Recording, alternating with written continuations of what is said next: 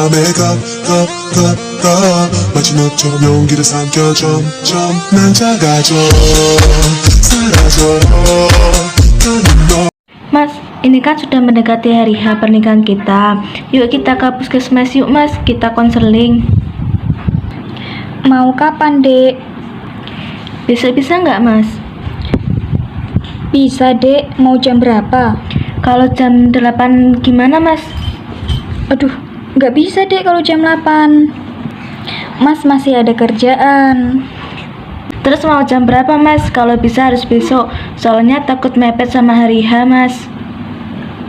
Kalau jam 1 gimana, Dek?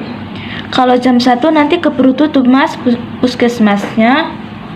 Yaudah, kalau mau jam 10 aja gimana? Tak usahain nanti. Beneran loh mas, jam 10? Iya, sayang.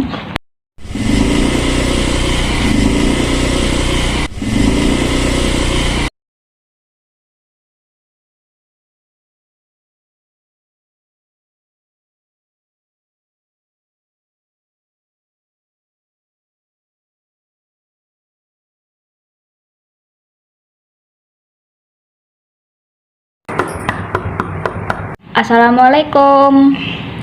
Waalaikumsalam. Nak Zaki. Tikanya ada, Bu. Ada, itu masih siap-siap. Duduk dulu. Ibu buatkan minum. Nggak usah, Bu. Cuman sebentar mau langsung ke puskesmas. Oh ya udah, ibu panggilkan Tikanya ya. Nggih, Bu. Lama banget sih, ngapain aja? Biasa lah mas, cewek. Yaudah yuk mas, berangkat. Yuk.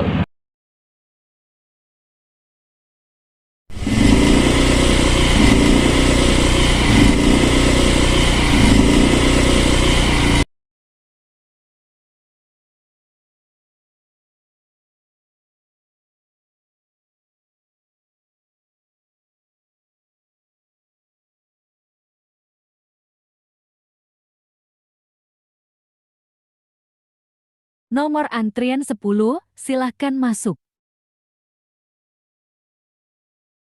Assalamualaikum Bu Bidan. Waalaikumsalam Mbak, silahkan masuk, silahkan duduk terlebih dahulu ya Mbak. Nggih Bu.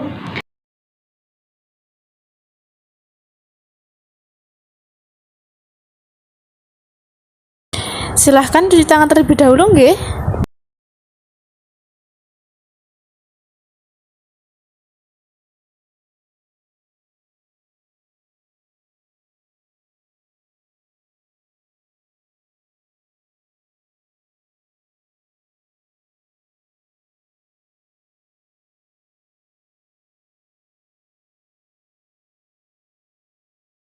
Apa ada yang bisa saya bantu Mbak? Jadi begini Bu, saya mau konseling mengenai kesehatan pranikah. Oh baik, sebelumnya saya akan menulis identitas terlebih dahulu nggih. Namanya siapa ya Mbak? Tika Bu, Usianya berapa Mbak sekarang? 24 tahun Bu. Suaminya namanya siapa ya? Zaki, Bu. Umurnya sekarang berapa Mas? 27 tahun, Bu. Baik Mas, Mbak, konselingnya akan dilanjutkan oleh Bu Bidan Vina nggih. Nggih Bu. Tunggu sebentar ya, saya panggilkan Bu Bidan Vina. Baik Bu.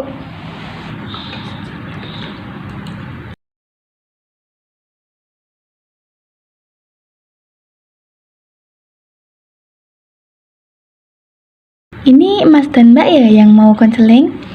Iya Bu. Konseling mengenai kesehatan pranikah nggih?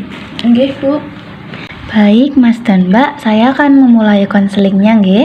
Baik, jadi secara mental apakah Mbak dan Mas sudah siap untuk menikah? Sudah Bu. Baik. Jadi begini nggih, Mas, Mbak. Kesiapan dalam pernikahan bukan hanya dilihat dari kesiapan diri saja. Kesiapan mental, finansial, dan kesiapan-kesiapan lainnya juga diperlukan. Nah, saya akan menjelaskan mengenai kesiapan reproduksi. Mengapa kesehatan reproduksi itu penting? Karena pada dasarnya tujuan pernikahan adalah untuk meneruskan keturunan. Maka dari itu, diperlukannya pemeriksaan-pemeriksaan penunjang untuk dapat mengetahui sejauh mana kesiapan maupun kelainan dari reproduksi. Untuk itu diperlukannya pemeriksaan pranikah. Mbak dan Mas sudah tahu belum apa itu pemeriksaan kesehatan pranikah atau tes pranikah? Belum tahu, Bu. Nah, saya akan menjelaskan mengenai premarital check-up atau pemeriksaan kesehatan pranikah. Merupakan sebuah tindakan pencegahan yang wajib dilakukan untuk mencegah terjadinya permasalahan kesehatan pada diri sendiri dan juga pasangan maupun keturunan kedepannya. Beberapa keuntungan melakukan pemeriksaan kesehatan pranikah antara lain mencegah berbagai macam penyakit pada calon bayi seperti penyakit talasemia, diabetes mellitus, dan penyakit lainnya. Nah, pemeriksaan pranikah dilakukan untuk mengenal riwayat kesehatan sendiri maupun pasangan, sehingga tidak ada penyesalan di kemudian hari, khususnya bagi riwayat keturunan yang dihasilkan. Membuat calon mempelai semakin mantap, lebih terbuka, dan lebih yakin satu sama lain mengenai riwayat kesehatan keduanya.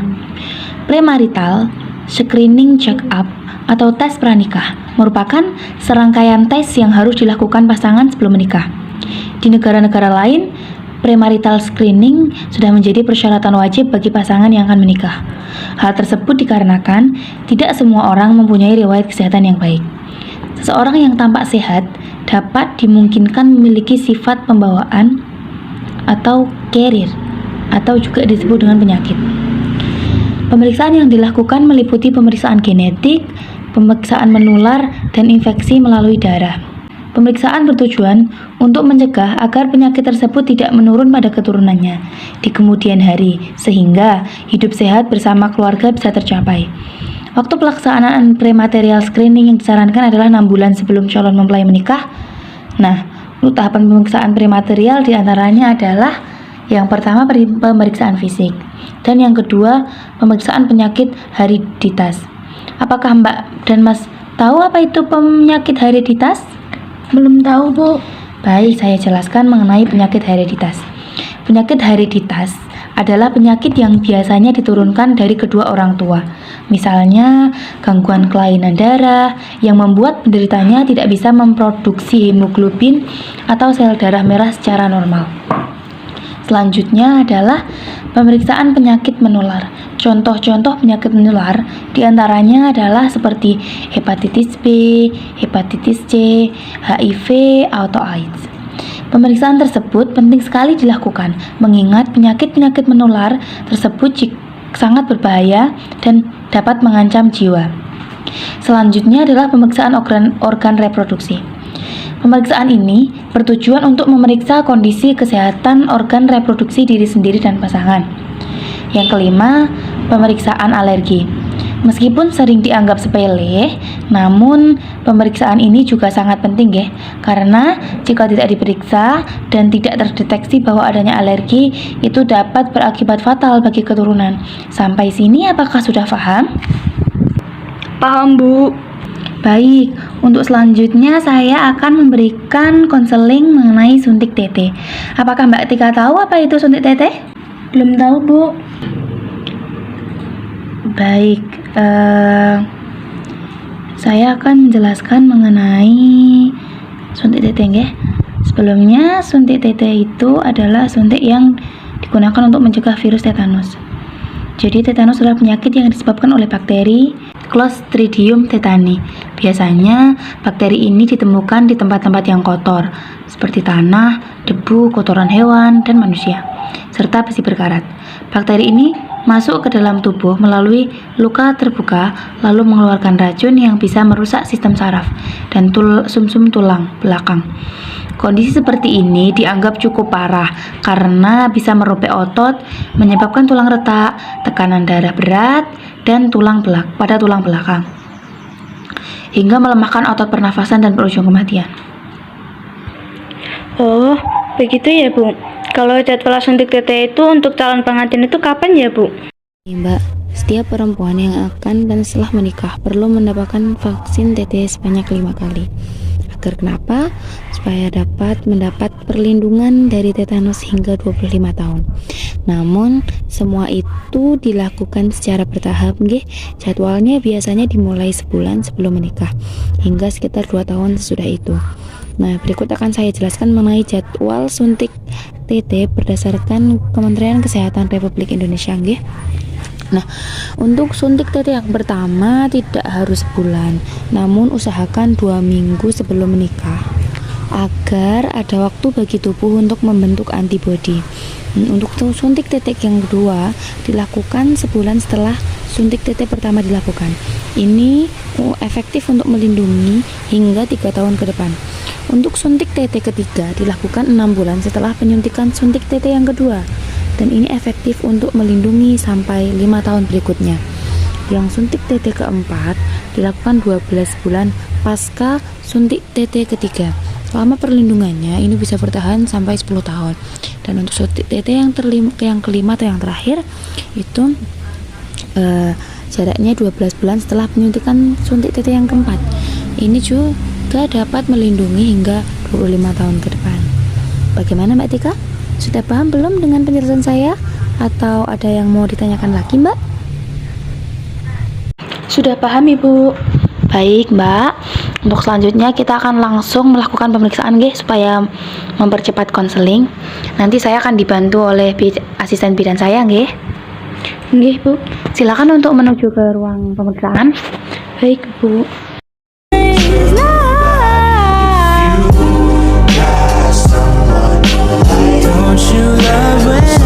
Baik Mbak dan Mas, alhamdulillah semuanya normal. Tidak ada tanda-tanda kelainan pada reproduksi jenengan Berarti untuk kesiapan secara fisik, mental, dan reproduksi semuanya baik. Untuk kunjungan berikutnya sebulan setelah penyuntikan ini Mbak Tika.